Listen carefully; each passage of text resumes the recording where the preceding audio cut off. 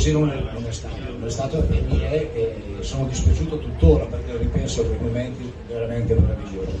Lo diceva anche Vinicio quando sono arrivato, quando ho visto la squadra, quando ho visto quello che potevo fare io, quello che poteva fare la squadra, mi è dispiaciuto perché Ferrain non gli aveva venduto Clerici.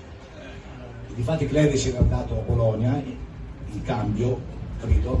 E aveva capito che Clerici poteva essere il mio aiuto alla mia spalla, che lui siccome era un giocatore di grandissima qualità, di grandissimo movimento, poteva essere utile alle mie qualità, alle mie potenzialità.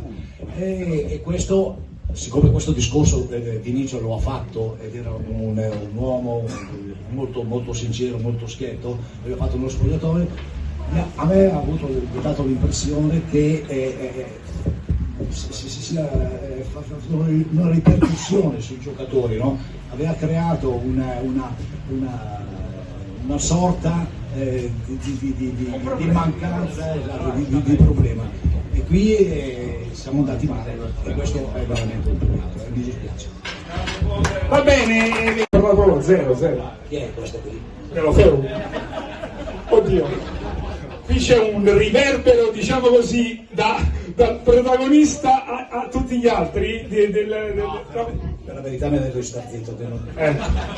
Mamma mia, è una cosa assurda.